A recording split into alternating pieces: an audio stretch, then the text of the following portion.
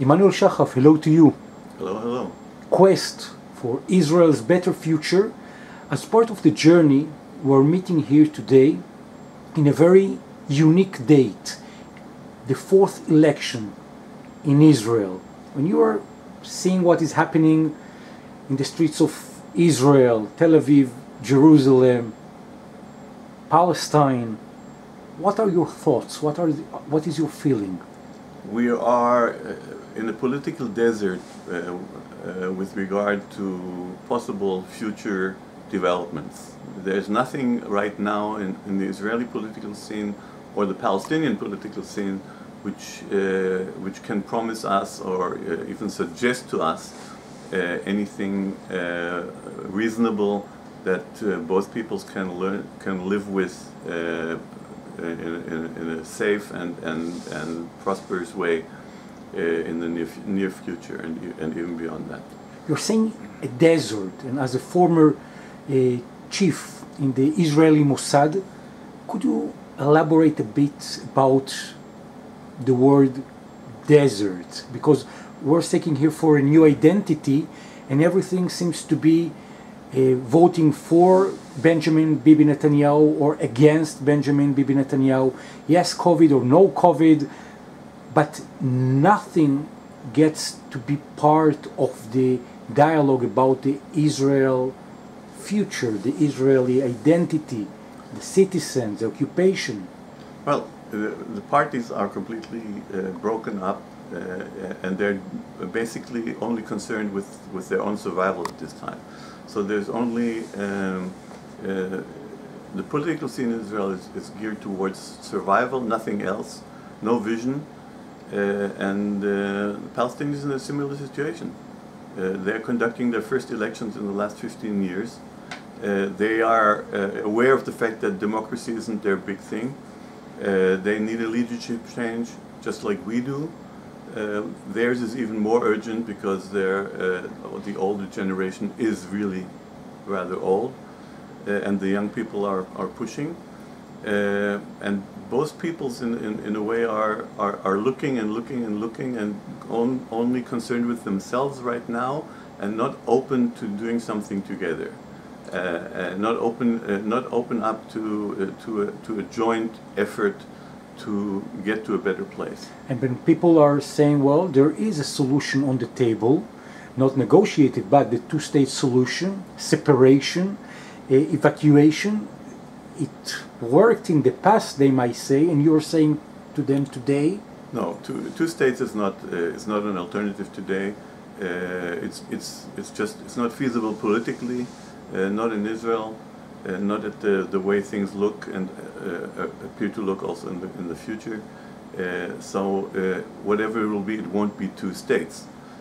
Separation is just as unlikely because it's based on the same concept, and people should be aware of the fact that the concept of two states is not a concept the people of both peoples are comfortable with. Okay, because both sides are either worried that the Palestinians will be there will be Palestinian aggression or there will be Israeli aggression. They do want to have access to the whole land, if it is for emotional reasons, if it's for security reasons. So the concept of breaking up into two countries hasn't worked. It hasn't worked since 1948. Okay, the only time it would have been feasible probably is in 1948 or 1947 during the separation resolution of the United Nations. Ever since then, it's never caught foot, and it's not likely to happen. So that is your the way that you are summarizing the map, a desert in the Israeli political scene, also in the Palestinian political scene. Let's talk about what is happening in the United States. Do you think that the Biden administration is ready to get into the scene here and to make a change, a real change? It's very unlikely that the U.S. the incoming administration is going to make a major effort, especially not with the situation is on the ground here in Israel, Palestine. It's completely unstable. it's unlikely that pressure will do anything. And I think the Biden administration is also not in a position right now to devote the resources that are needed for a sustained effort to arrange some kind of come to some kind of peace arrangement. It's been dealing with the situation in the United States internally, which is very problematic. It is trying to get the JCPOA with Iran back on track, which is an extremely problematic issue. And I just don't see them devoting what it takes here in the Middle East. So we are on our own in the desert, and it'll take a while before we will be able to get our act together. So if you would be getting through the digital means a possibility for a 1-minute speech elevator for the citizens that are living here in Israel, in Palestine, in the occupied territories, and to share with them your vision and your friend's vision of the federation that is entitled in your book in Hebrew, in English at the right time in Arabic, what would be the 1-minute change of point of view about the same situation that will take us out from the desert into a multi-track solution? By the way, a simple one.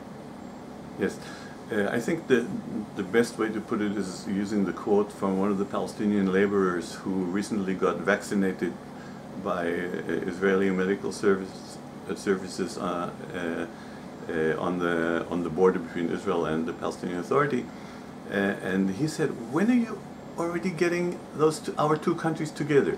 Okay, because there's no doubt that Israel and the Palestinian Authority, the territories which are under the Palestinian Authority, are one contiguous area.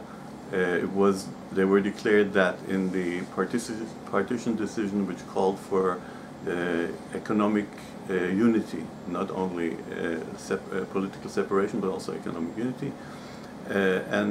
So this land between the Jordan River and the Mediterranean is one unit. It's one unit economically, it's one unit environmentally, it should be one unit politically, and to make it that, we have to create a federation of cantons, of autonomous regional governments, where each side can conduct its own cultural and religious autonomy in the cantons, and a joint federal government, and to have a normal country together. It's amazing because the Israeli Interior Ministry already decided that is open to this canton solution. Yes. Regardless what is happening with the Palestinians, but in between the state of Israel. Yes, an expert panel which was tasked by the Ministry of the Interior just came out a few months ago with a proposal to initiate in Israel autonomous areas, regional areas with regional government in order to improve the situation, the economical situation. They didn't include the Palestinian territories, but that's for the federation, for our plan to do.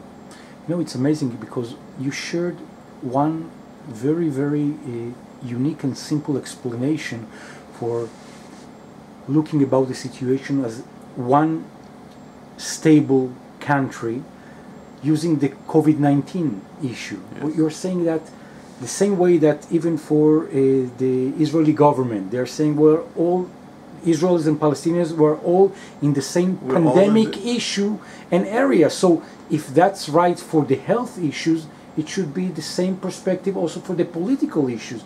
We're all in the same point and area together. It's the right thing for all the people. They both want access to all the areas, and they want to be safe, and they want to be together.